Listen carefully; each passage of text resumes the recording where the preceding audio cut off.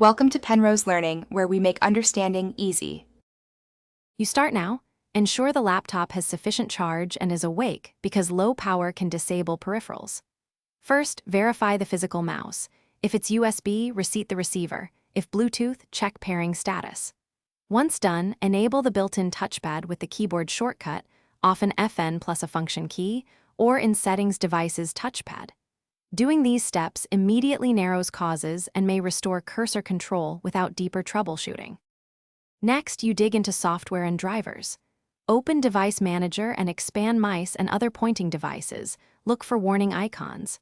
Update the driver, or if a recent update broke it, roll back. If that fails, uninstall the device and scan for hardware changes to force redetection. Also check Bluetooth service status and disable USB selective suspend in power options because power management can hide devices. If drivers still misbehave, boot into safe mode to isolate conflicts. To finish, apply system-level remedies. Perform a Windows system restore to a point when the mouse worked or install pending OS updates that include input fixes.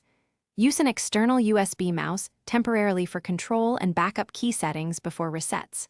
If nothing helps, reset BIOS or UEFI settings to defaults. Firmware-level toggles can disable internal pointing devices. Troubleshooting tip: if the cursor still fails, test the mouse on another computer.